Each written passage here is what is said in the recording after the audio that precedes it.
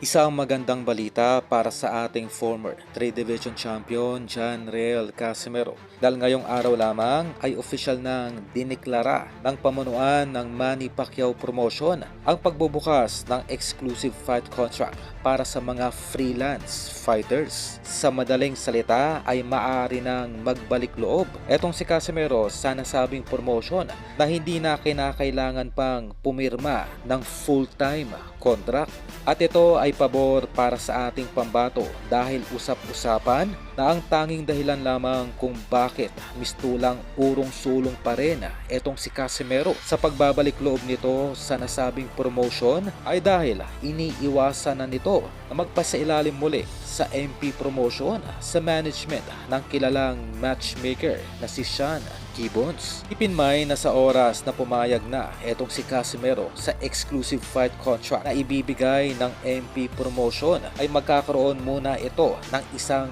preparatory fight sa Amerika at Saudi Arabia. At sa pagtatapos ng 1-year ban nito sa bansang Japan ngayong Oktubre ng taong 2025 ay maaari itong magkaroon pa ng isang bigating laban kontra Naoya Inoue. Ito ay dahil desperado ang nasabing matchmaker na makuha ang mega fight nitong si Naoya Inoue kontra Casimero at dito ay tiyak nakikita ng 10 beses na mas malaki itong si Gibbons kumpara sa mga naikasan nitong laban noon kay Inoue kontra Tapales, Fulton, Doheny, Nery at sa unknown Korean fighter. Ganun pa man, ang lahat ng ito ay dedepende pa rin kung saan nanaisin nitong si Naoya Inoue na maganap ang naturang laban na maaring may kasari naman sa Saudi o sa Las Vegas.